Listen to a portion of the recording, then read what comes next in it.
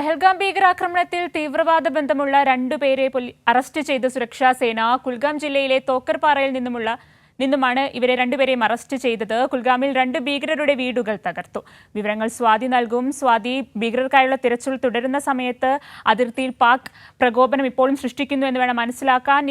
ഇപ്പോൾ 2 പേരുടെ അറസ്റ്റ്, ഇത്തരത്തിൽ ഭീകരവാദികളെ സഹായിച്ചു എന്ന് കരുതുന്ന 2 പേരുടെ അറസ്റ്റ് രേഖപ്പെടുത്തിയിട്ടുണ്ട്. അതേസമയം തന്നെ ഭീകരവാദികളുമായി പാകിസ്ഥാന് ബന്ധമുണ്ടെന്നുള്ള തരത്തിൽ രഹസ്യാന്വേഷണ ഏജൻസിയുടെ കണ്ടെത്തലും വന്നിട്ടുണ്ട്. വിവരങ്ങളിലേക്ക്.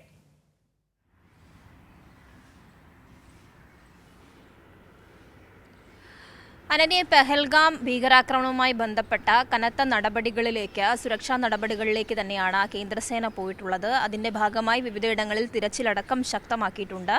കൂടുതൽ സുരക്ഷാ ഓഡിറ്റ് അടക്കം നടത്താനുള്ള നിർദ്ദേശവും കേന്ദ്രസേനയ്ക്ക് നൽകിയതായിട്ടുള്ള വിവരങ്ങളാണ് പുറത്തു വന്നിട്ടുള്ളത്.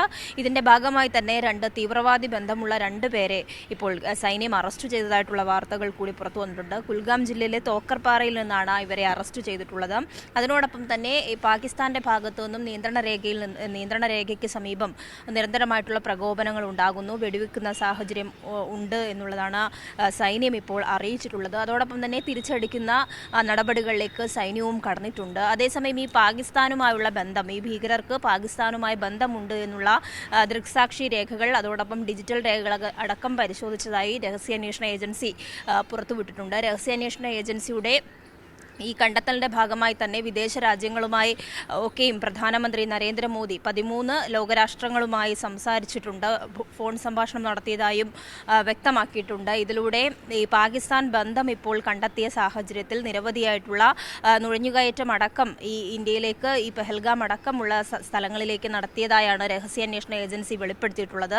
അതിന്റെ ഭാഗമായി എല്ലാവരും മറ്റ് രാഷ്ട്രങ്ങൾ പാകിസ്ഥാനെ ഒറ്റപ്പെടുത്തണമെന്നും അന്താരാഷ്ട്ര സമ്മർദ്ദം ഉണ്ടാക്കണമെന്നും ഈ വിദേശ രാജ്യങ്ങളുമായുള്ള ഫോൺ സംഭാഷണത്തിലൂടെ പ്രധാനമന്ത്രി ആവശ്യപ്പെട്ടിട്ടുണ്ട്. അത്തരത്തിൽ ഭീകരവാദികൾക്കായുള്ള തെരച്ചിലും അതോടൊപ്പം ഭീകരവാദികളെ ഉടനടി കണ്ടുപിടിക്കുവാനുള്ള നീക്കങ്ങളിലേക്ക് തന്നെയാണ് സൈന്യം നീങ്ങിയിട്ടുള്ളത്.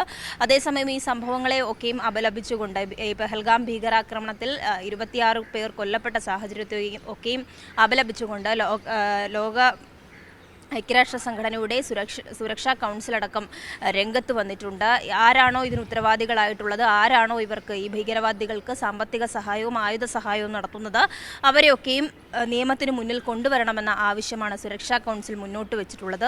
അത്തരത്തിൽ ഉത്തരവാദിത്വപരമായി എല്ലാ രാഷ്ട്രങ്ങളും അല്ലെങ്കിൽ എല്ലാ സംസ്ഥാനങ്ങളും അധികാരികളുമായി സഹകരിക്കണമെന്നും സുരക്ഷാ കൗൺസിൽ പുറത്തുവിട്ട പ്രസ്താവനയിൽ ചൂണ്ടിക്കാണിച്ചിട്ടുണ്ട്. അതോടൊപ്പം തന്നെ ഇപ്പോൾ 2 ഭീകരരുമായി ബന്ധമുള്ള 2 പേരുടെ വീടുകൾ സൈന്യം തകർത്തതായുള്ള വാർത്തകൾ കൂടി വരുന്നുണ്ട്. എന്തായാലും പെഹൽഗാം ഭീകരാക്രമണത്തിന് പിന്നാലെ കടുത്ത നടപടികളിലേക്ക് തന്നെയാണ് സൈന്യം പോകുന്നത്. അനന്യ. തീർച്ചയായും സ്വാതി ഇപ്പോൾ സൂചിപ്പിച്ചതുപോലെ തന്നെ ഭീകരാക്രമണത്തിന് പിന്നാലെ കടുത്ത നടപടിയിലേക്ക് തന്നെയാണ് സൈന്യവും കേന്ദ്രവും എല്ലാം കടക്കുന്നത്. ഒപ്പം തന്നെ സ്വാതി, ഞാൻ നേരത്തെ സൂചിപ്പിച്ചതുപോലെ തന്നെ അതിർത്തിയിൽ വീണ്ടും പാക് പ്രകോപനം തുടരുകയാണ് എന്ന് വേണം മനസ്സിലാക്കാൻ. നിയന്ത്രണ രേഖയിൽ തുടർച്ചയായ വെടിവെപ്പ് ഉണ്ടാകുന്നുണ്ട്. സൈന്യം തിരിച്ചടിച്ചു എന്നാണ് നിലവിൽ വരുന്ന വാർത്തകൾ. സ്വാതി.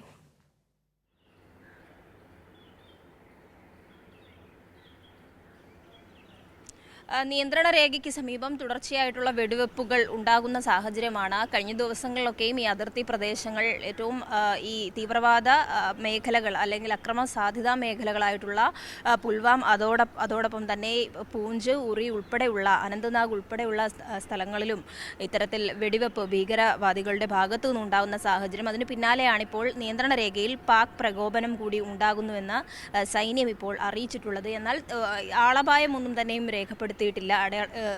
വന്നിട്ടില്ല. അതോടൊപ്പം കനത്ത തിരിച്ചടിയാണ് സൈന്യം കൊടുക്കുന്നത്.